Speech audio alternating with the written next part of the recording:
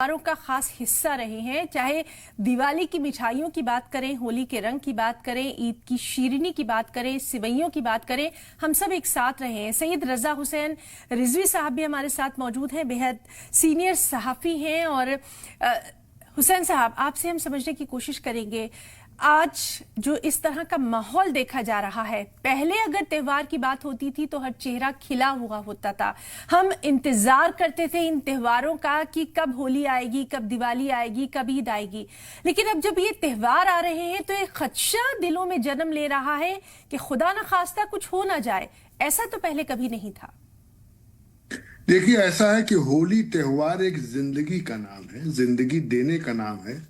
अगर आप इसकी हिस्ट्री में जाएंगे तो जाहिर सी बात है कि होली का त्योहार जो होता था, मैं तो गोंडा का रहने वाला हूँ, और हम लोगों को बड़ा इंतजार रहता था कि हमारे जो मोहल्ले के लोग हैं, जबकि मैं जिस जिले गोंडे में रहता हूँ, जहाँ शहर में हमारे चारों तरफ जो है हमारे हिंदू भाई रहते हैं, खाली मेरा ही घर वहाँ पे मुसलमान का है। जी लेकिन सब आप समझिए, चाहे वो औरतें हों चाहे घर के पुरुष हों, हिंदू भाई वो आते थे और लोटे के अंदर लोटिया एक पीतल की रहती थी, उस पीतल की लोटिया में रंग लेके आते थे और रंग से सरोवर करते थे, घर में घुस के करते थे। हम लोग बंद करें तो घर में आते थे, हम लोग भी सरोवर हो जाते थे।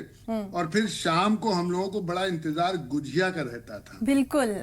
और आप समझिए, वहाँ आईटीआई मनकापुर हमारे यहाँ है, तो क्योंकि मैं तो जर्नलिस्ट हूँ, तो वहां से भी मिठाई आती थी हम लोगों घर पे, पूरा डिब्बा।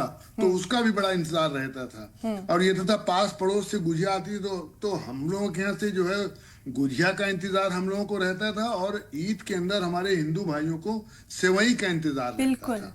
ये पूरा इंतजार रहता था। लेकिन जो सीओ ने बात कही है, अगर उसको माइन्यूटली आप ऑब्जर्व करेंगी, जो नीरज चौधरी ने कहा है, सीओ संभल ने, तो वो कोई भारी बात नहीं कही है, लेकिन भारी बात लोगों ने बना दिया है। उन्होंने यही कहा कि भाई ठीक है, 52 दिन जो है वो जुमे की नमाज होती है, और ये आपकी होली पड़ रही है जुमे के दिन। इससे पहले भी होली जो है वो जुमे की नमाज भी पढ़ चुकी है, बीजेपी के शासन में ही, योगी जी के ही मुख्यमंत्री काल में भी एक बार जो है वो जुमे की नमाज और जो है वो जो है ये त्योहार साथ साथ पड़ा था। जी। तो उसमें भी आप समझिए, मैं तो आजकल लखनऊ में रहता हूँ, गोमती नगर में, तो यहाँ के मौलानाओं ने, जैसे फिरंगी महल के मौलाना है, जी जी। उन्होंने साफ साफ कह दिया कि साहब ऐसा है कि हम लोग जो है अपने जो घर हैं, घर के करीब जो मस्जिद है वहां जुमे की नमाज पढ़ लें, और जुमे की नमाज 2 बजे पढ़ी जाएगी। ऐसे ऐसे और भी लोगों ने, और मसलक के लोग, शिया मसलक के लोगों ने भी इस बात को कहा है कि भाई नमाज हम 2 बजे पढ़ लेंगे। अच्छा, ऐसा भी है कि मस्जिदें जो हैं वहाँ नमाजें जुमे की अलग अलग होती है। कहीं अजान जो है 1 बजे होती है, कहीं 12:20 पे होती है, कहीं 1:30 बजे होती है, कहीं 2 बजे होती है। वो इसलिए होती है कि मान लीजिए इस मस्जिद में नमाज जुमे की किसी की छूट गई है, तो बगल के मस्जिद में जुमे की नमाज पढ़ ले। जी। तो ये बहुत अच्छे तरीके से हमारे जो है मुस्लिम मौलानाओं ने कहा है, और ये अच्छी बात भी है। यहाँ के लखनऊ की डिस्ट्रिक्ट मजिस्ट्रेट ने कहा कि भाई होली जो है 12 बजे तक खेल ली जाएगी। जी।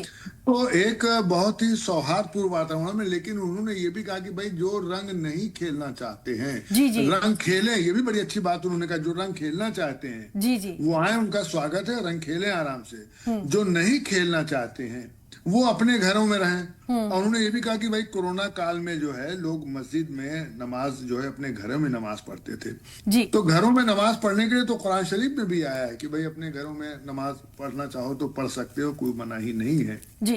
तो उन्होंने कोई बड़ी बात नहीं की, लेकिन उस बात को बहुत बड़ा बना दिया गया। क्योंकि देखिए, संभल में वाकया हुआ है, और बड़ा वाकया हुआ था, छोटा मोटा वाकया नहीं होता, उसमें कई लोग मरे थे। मतलब परिवार जो है, जाहिर सी बात है, जिससे घर का आदमी मरता है उसके यहाँ परेशानी होती है। तो इतना बड़ा मामला हुआ था, तो जाहिर सी बात है सीओ एसडीएम की जिम्मेदारी उस संभल में ज्यादा है। तो उन्होंने पीस कमेटी की मीटिंग बुला के उन्होंने समझाया लोगों से कि भाई देखिए, अपने घर में रहिए, कोई झगड़ा ना हो, कोई लड़ाई ना हो, खेलना चाहते हो खेलिए, अगर रंग से आपको परहेज है तो मत आइए। तो कोई ऐसी बात नहीं कही थी, पीस कमेटी की मीटिंग में कही थी, ना कोई धमकाने की बात कही थी। लेकिन अब जाहिर सी बात है कि उसको लोगों ने इस नियत से ले लिया, और जी बिल्कुल बिल्कुल। आपसे हम बातचीत अपनी जारी रख